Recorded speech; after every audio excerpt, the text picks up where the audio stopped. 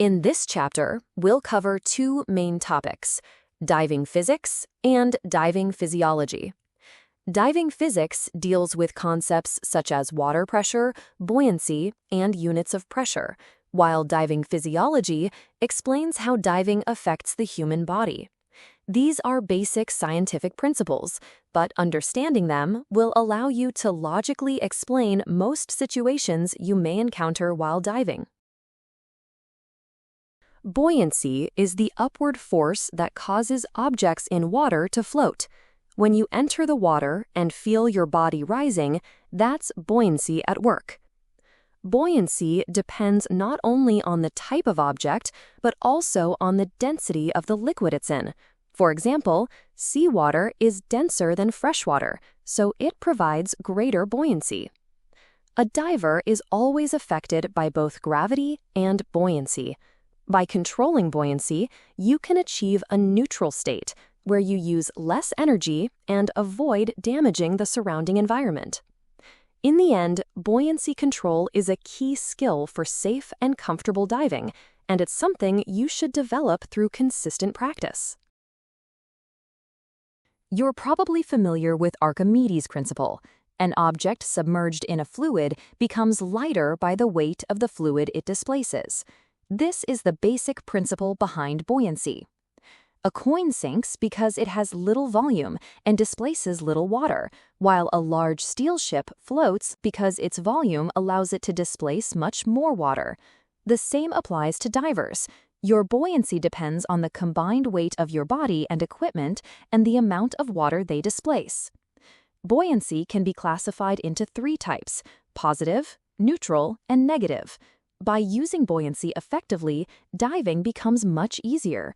On the surface, a diver can rest while maintaining positive buoyancy, and underwater, maintaining neutral buoyancy allows you to stay at a constant depth without floating upward or sinking. Neutral buoyancy is the most important concept here.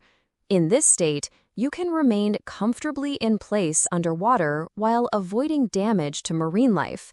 It also reduces energy use, making it essential for safe and sustainable diving. The tools used to achieve this are the buoyancy compensator, BC, and weights. Since seawater is denser than freshwater, it provides more buoyancy, which means you'll need more weight when diving in the ocean. Now let's talk about pressure. Pressure is defined as the force or weight applied to a specific area. It can be expressed in various units, such as kilograms per centimeter squared or PSI, pounds per square inch. Understanding pressure is essential, as it's closely related to topics we'll cover later, including gas consumption and decompression sickness. Atmospheric pressure is the force exerted by the air around us. The layer of air covering the Earth is constantly pressing on our bodies, though we don't normally notice it. Atmospheric pressure decreases as altitude increases, and at sea level it averages 1 atmosphere, 1 atm. This concept is an important foundation for understanding how pressure changes with depth underwater. Now, let's look at the concept of water pressure. When we descend below the surface, layers of water above us add weight, and this weight pressing on our bodies is called water pressure. The deeper you go, the greater the pressure becomes. In seawater, pressure increases by 1 atmosphere for every 10 meters of depth. So, at the surface, the pressure is 0 atm. At 10 meters, it's 1 atm, and at 20 meters, it's 2 atm, and so on. Absolute pressure is simply the sum of atmospheric pressure and water pressure. For example, at the surface, we are already under 1 atmosphere of atmospheric pressure. If we descend to a depth of 20 meters, we add 2 atmospheres of water pressure, which means we are experiencing a total of 3 atmospheres of pressure. That total is the absolute pressure. Divers are always affected by absolute pressure because the gases we breathe, the equipment we use, and our body's reactions are all influenced by it. Now let's talk about Boyle's law. This law states that pressure and gas volume are inversely related. In simple terms, as pressure increases, the volume of a gas decreases. For example, if a balloon is full at the surface, descending to 10 meters doubles the pressure and reduces the balloon's volume by half. At 20 meters, the pressure is 3 times greater, so the volume becomes 1/3 of its original size. This concept is extremely important in diving. For instance, if you hold your breath while ascending, the decreasing pressure will cause the air in your lungs to expand, which can result in serious lung injury. Now let's look at the relationship between pressure and density, a concept connected to Boyle's law. When pressure increases, volume decreases, but the number of air molecules stays the same. This means more molecules are packed into a smaller space, so the density increases. For example, at a depth of 20 meters, the pressure is 3 times greater than at the surface, so the air density is also 3 times higher. This means that with each breath, you're actually inhaling more gas molecules, which is why air is consumed faster the deeper you go. Let's summarize what we've learned and look at how a diver's air consumption changes with depth. The deeper you go, the higher the pressure and density, and the more air you'll need for each breath. For example, at the surface, if you consume 10 liters per minute, at 10 meters, you'll consume 20 liters per minute. At 20 meters, you'll consume 30 liters per minute. This increase happens in direct proportion to the depth. That's why knowing your air consumption rate is so important. It's a key factor in managing your remaining air and finishing the dive safely. As we descend to greater depths, the water pressure around us increases. When this happens, the air spaces in our body, such as the ears, lungs, sinuses, and even the space inside the mask, are compressed by the external pressure. As the volume inside these spaces decreases, a phenomenon called squeeze can occur. This is similar to a water balloon being squashed, and it can damage body tissues.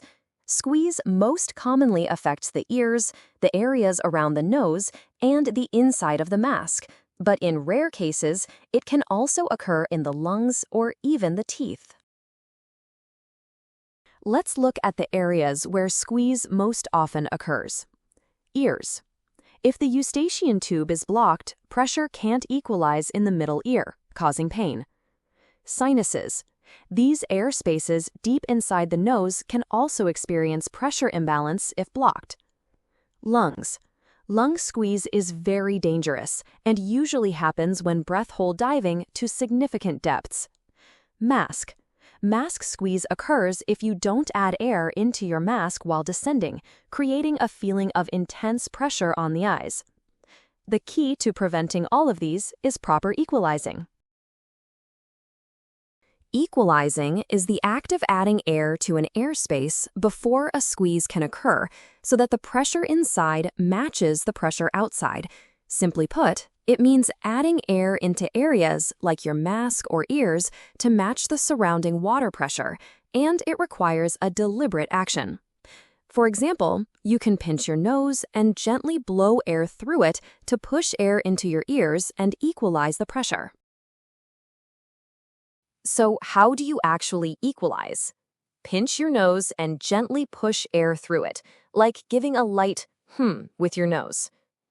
It's best to do this very frequently, even before you start feeling any pressure, especially before descending deeper. If you can't equalize while going down, ascend slightly, try again, and only continue descending once it works. Never force yourself to go deeper if you feel pain. It can damage your eardrum. If you have a cold or nasal congestion, do not dive. And one more thing, never wear earplugs while diving as they block the flow of air. Now, let's look at squeeze in other areas and how to deal with them. Mask squeeze. Simply blow a little air into your mask while descending, This is called mask blowing. Lung squeeze. Rare in scuba diving because we breathe continuously through the regulator. Just remember, never hold your breath. Tooth squeeze. Can occur if there's an air space inside a cavity or dental work. In this case, get dental treatment before diving. Reverse squeeze. Happens during ascent when internal pressure becomes greater than the surrounding pressure, causing discomfort. The best solution is to pause your ascent and wait until the pressure equalizes naturally. Now, our next topic is lung overexpansion, barotrauma, a very important concept that, if understood well, can help you prevent serious diving accidents. When you ascend from depth, the air inside your body expands along with the decreasing pressure. If you hold your breath while ascending, the air in your lungs will expand more and more, and this can damage your lungs.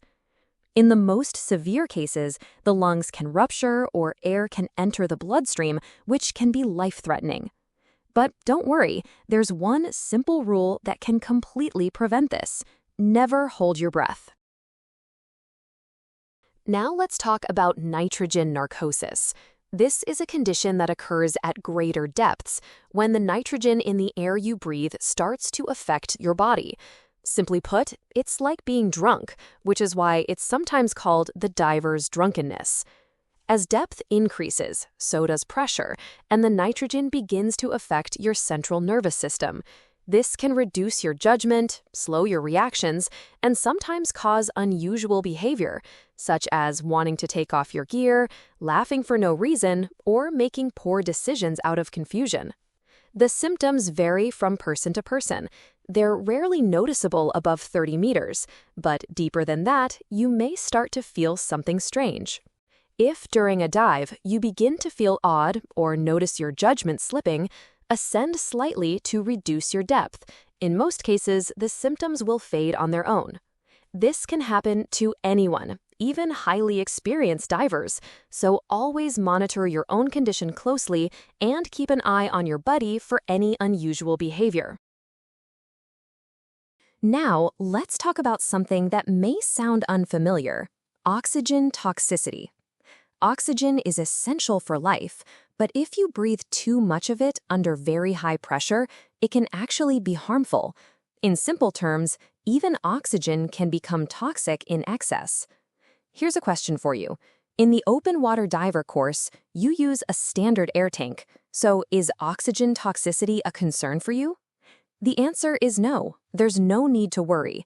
The air used in open water training contains about 21% oxygen, and at the depths you'll be diving, oxygen toxicity simply cannot occur. This topic becomes more important in advanced courses, such as nitrox or technical diving. For now, just remember, oxygen is essential for life, but at high pressures, it can become toxic. Now, let's cover an important topic you must remember: carbon monoxide poisoning. Carbon monoxide is extremely dangerous because it's invisible and has almost no smell. If your tank is filled with clean air, there's no problem. But if the compressor is faulty or the filling process is done incorrectly, this harmful gas can mix into the air supply. Breathing contaminated air can cause headaches, dizziness, confusion, and in severe cases, loss of consciousness. If your lips or fingertips turn unusually red, it could be a sign of carbon monoxide poisoning. That's why it's important to make it a habit to smell the air before diving. If the tank's air smells strange, do not use it. And if at any point during a dive the air feels off or unusual, stop the dive immediately and ascend slowly to the surface. Now let's briefly talk about mixed gases, such as nitrox and other breathing gas blends. In the open water course you're taking now, you'll be diving with regular air, which is about 21% oxygen and 79% nitrogen, the same as what we breathe every day. However, for deeper dives or to shorten decompression times, divers sometimes use a gas mix with a higher percentage of oxygen. This is called nitrox, literally a nitrogen-oxygen mix with more oxygen than regular air. Using nitrox reduces nitrogen absorption, which lowers the risk of decompression sickness and can also reduce fatigue when making multiple dives in a day. That said, higher oxygen levels mean oxygen toxicity becomes a concern, so proper training is required before using it. Once you earn your open water certification, you can take a nitrox specialty course if you wish. And if you ever want to move into technical diving, nitrox and other gas mixes are essential topics you'll learn. For now, just remember, there are gases other than air, they're used for specific purposes, and they require special training. Up to now, we've focused on recreational diving using regular air. But as you go deeper or extend your dive time, air alone has its limits, and that's where mixed gas diving comes in.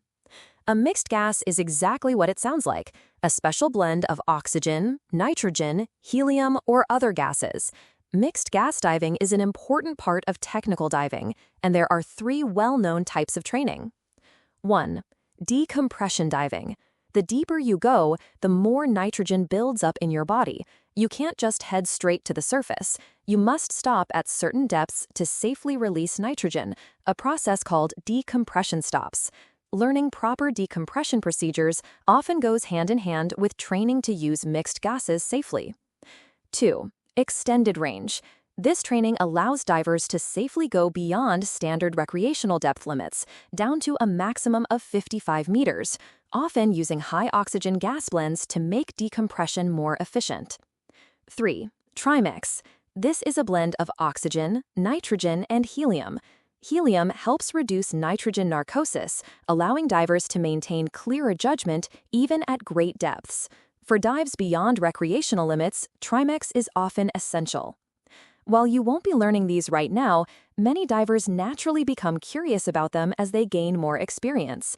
Mixed gas diving isn't just about going deeper, it's about learning to plan and execute dives with far greater precision.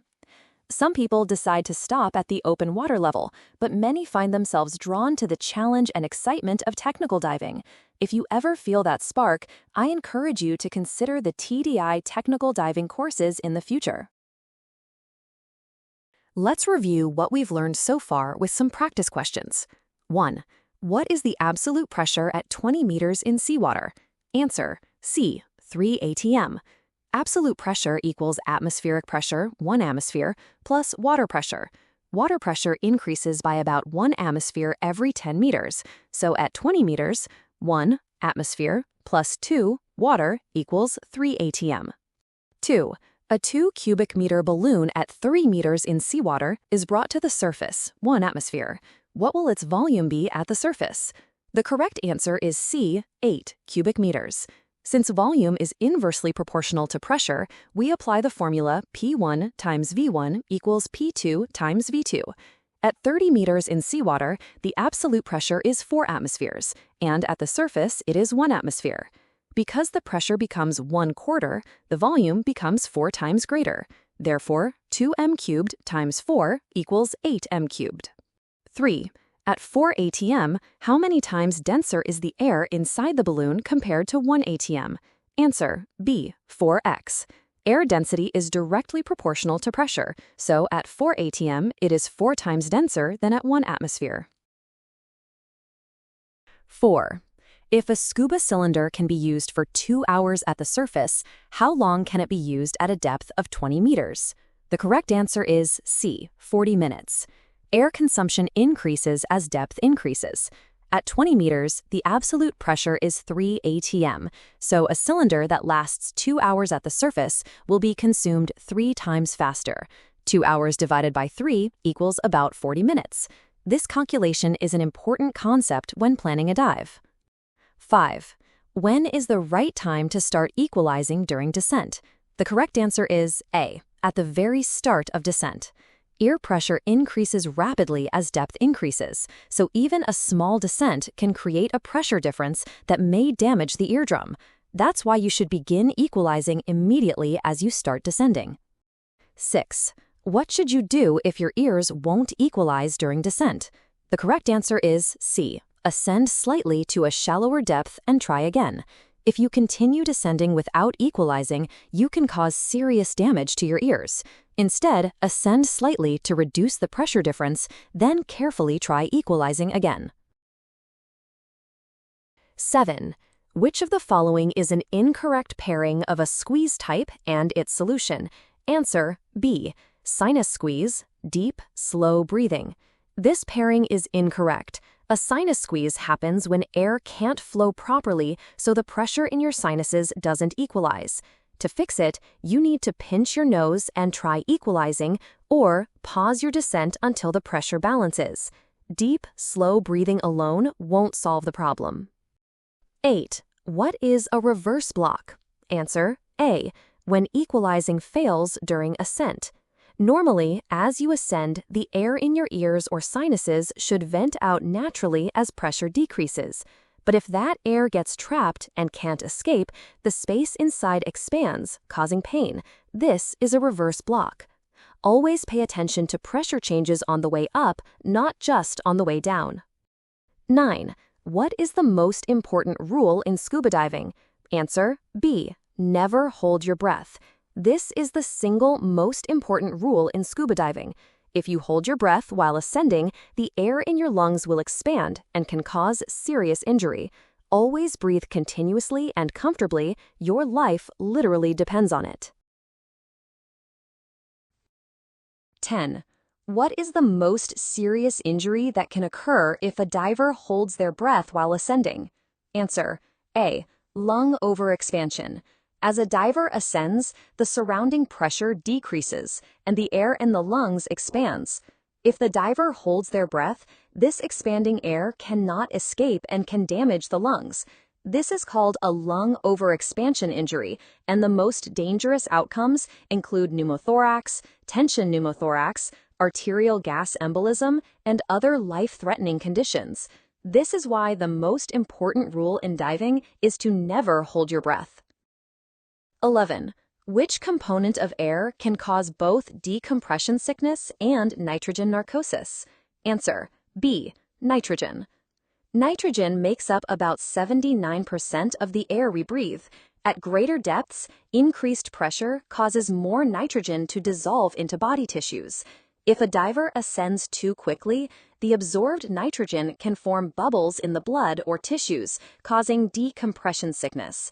At deeper depths, nitrogen can also affect the central nervous system, leading to nitrogen narcosis. Careful dive planning and proper gas selection are essential to avoid these issues. 12. Which of the following correctly states the composition of air? Answer B. Oxygen 21%, nitrogen 79%. Normal breathing air is about 21% oxygen and 79% nitrogen. Small amounts of carbon dioxide, argon, water vapor, and other trace gases are also present, but in dive training, the oxygen and nitrogen percentages are the key focus. Gas composition is especially important when dealing with mixes like nitrox or trimix, so it's worth committing these numbers to memory. 13. Which of the following is a correct statement about oxygen? Answer D. Oxygen can be dangerous when breathed at high pressure. As a diver goes deeper, the surrounding pressure increases.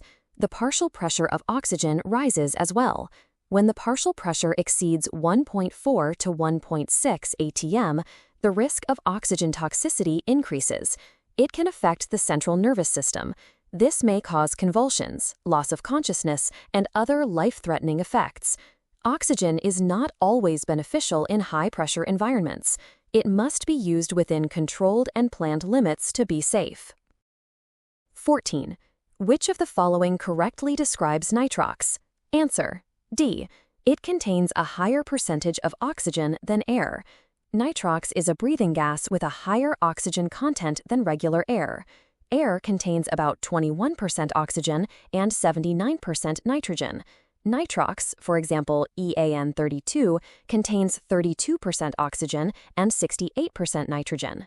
Reduced nitrogen means less nitrogen is absorbed by the body. This lowers the risk of decompression sickness. It is also favorable for repetitive dives. Managing oxygen partial pressure is critical. The maximum safe operating depth must be calculated to avoid oxygen toxicity. 15.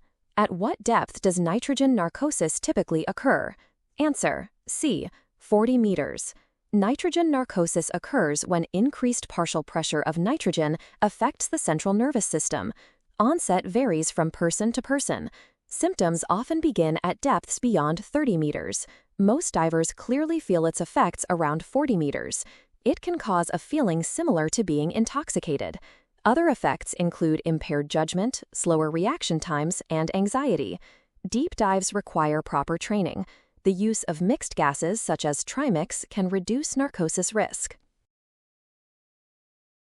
16. Which of the following is not a typical symptom of mild nitrogen narcosis? Answer: A. Loss of consciousness. Nitrogen narcosis usually occurs at depths deeper than 30 meters. It is a central nervous system impairment. Symptoms include confusion, numbness, loss of time perception, euphoria, impaired judgment, and reduced concentration. Loss of consciousness is more likely caused by oxygen toxicity or other serious incidents. It is extremely rare for nitrogen narcosis alone to directly cause loss of consciousness. 17. How can the symptoms of nitrogen narcosis be reduced? Answer: B. Ascend to a shallower depth. The cause of nitrogen narcosis is an increase in the partial pressure of nitrogen with depth. The fastest and most effective way to reduce its effects is to immediately ascend to a shallower depth. As depth decreases, the partial pressure of nitrogen is reduced. Symptoms usually disappear quickly once the partial pressure drops. 18. Which gas can cause headaches, vomiting, and, if severe, bright red lips and fingertips, followed by loss of consciousness? Answer: A. Carbon monoxide. Carbon monoxide is a colorless, odorless, toxic gas. When inhaled, it binds to hemoglobin in the blood. This prevents oxygen transport and causes hypoxia.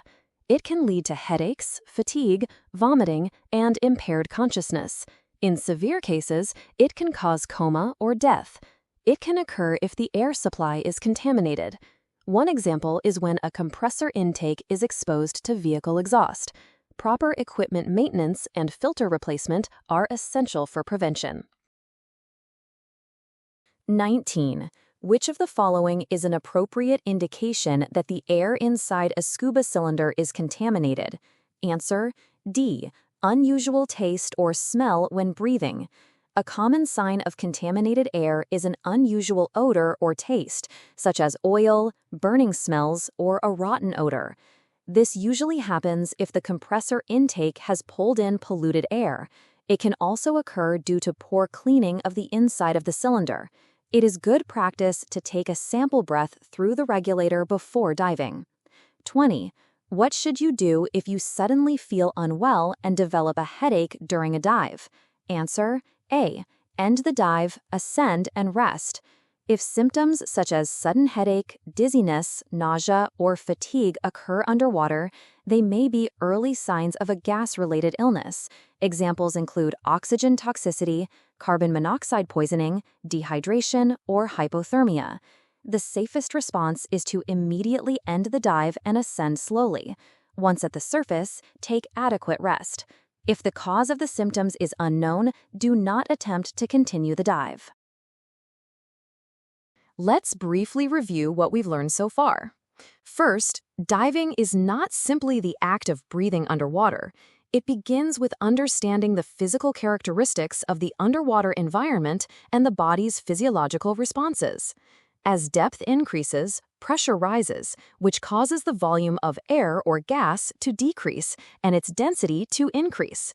These changes can also affect our bodies, so we must always respond sensitively to pressure changes. In particular, areas such as the ears, sinuses, and lungs are easily affected by pressure.